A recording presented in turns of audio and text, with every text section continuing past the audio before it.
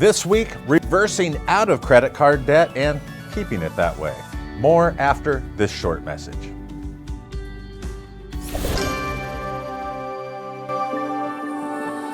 Building relationships is the way Mutual of Omaha has grown into one of the leading financial services companies in the world.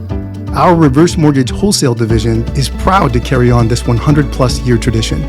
To your borrowers, a reverse mortgage is more than a transaction. It's a promise of a better, more stress-free life. Our goal is to provide you, our valued client, with the best service and support possible so you can focus on helping your borrowers achieve the retirement of their dreams. Credit cards are robbing retirees of their standard of living and also contribute to emotional duress during their golden years. Today, we're going to be examining 3 strategies that older homeowners may wish to utilize to avoid racking up credit card debt, especially after getting a reverse mortgage. But before we continue, I want to thank you for liking and sharing and also subscribing to these videos. It really does help our YouTube channel. Please also consider subscribing to HeckhamWorld.com.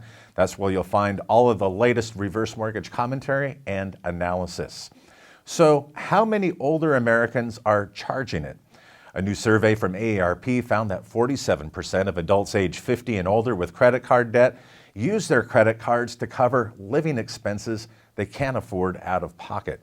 According to Experian, Generation X, that's those age 44 to 58, carry the highest levels of credit card debt with an average balance of $9,100.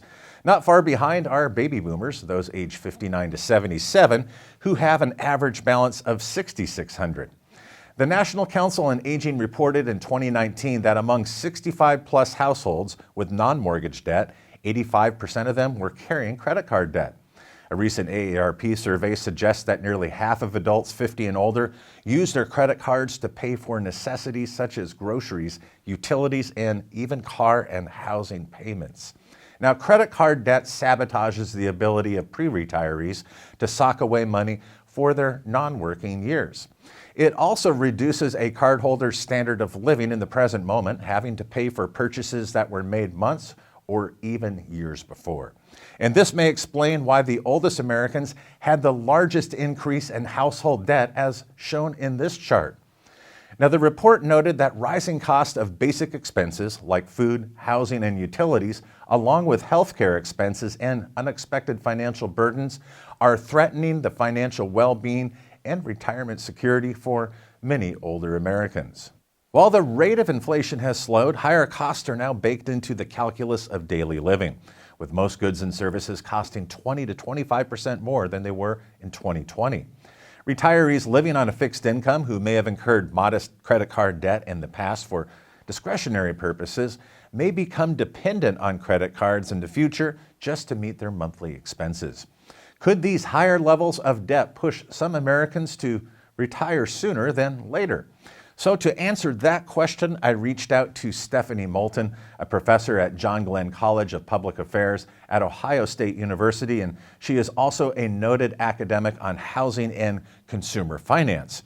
Now, Dr. Moulton was kind enough to give me some of her research entitled Debt Stress and Mortgage Borrowing in Older Age, Implications for Economic Security and Retirement. And one excerpt reads, while higher levels of financial stress might seem to result in people being more likely to claim retirement benefits as soon as possible, higher levels of debt stress are actually associated with a reduced rate of people claiming Social Security benefits at age 62. In part, this may be due to seniors managing their debt payments by working longer and using that earned income to pay down debt and accumulate savings. Working longer is one solution, but is there a better strategy than working until your last breath? One way may be to tap into your largest asset. Some credit card burdened Americans have found relief by getting a reverse mortgage. And these borrowers who had enough equity after they retired their existing mortgage, which is required, may have the loan proceeds left over to pay off any credit card balances. Now, this strategy converts required credit card and also required mortgage payments into an option pay, or what is typically a no-pay loan with no monthly principal and interest payments. And that's a boon for a retiree's cash flow. But the pivotal question is, how can reverse mortgage borrowers who have just eliminated credit card payments and other debts be encouraged not to get burdened with debt again. Now, this concern is not uncommon amongst reverse mortgage professionals who have sat down and worked with retirees that had significant credit card balances. Now, one option is credit counseling, but that's a very delicate subject to broach with a homeowner who has had a history of incurring consumer debt. But there are many nonprofit credit counseling agencies who offer their services for no cost or at a heavily discounted rate. AARP reports that everyday expenses and unexpected bills are the primary drivers of credit card debt. Now, with that in mind, it may be beneficial to discuss with the homeowner how those expenses will be paid in the future after the reverse mortgage.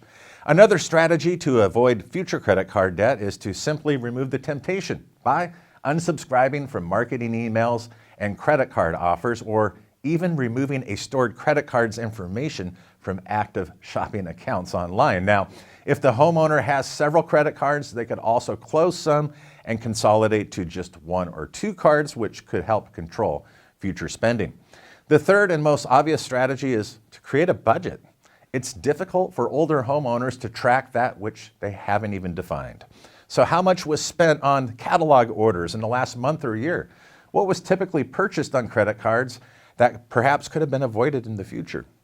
Now, the truth is, poor spending habits are formed over decades that lead up to retirement. Yet, even the most disciplined and dedicated senior may face Sophie's choice of sorts, going without or using plastic.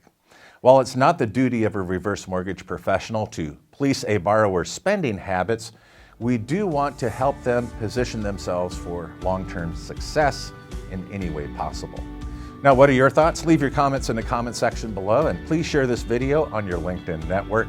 As we mentioned earlier, we have a YouTube channel. Be sure to subscribe if you would. That way you never miss any of our latest content.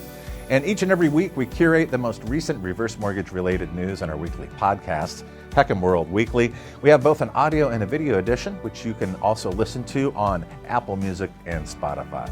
Thank you so much for joining us. Invite your friends next week, and we'll see you here next Monday for more reverse mortgage news, commentary, and analysis you'll only find here at HECM World.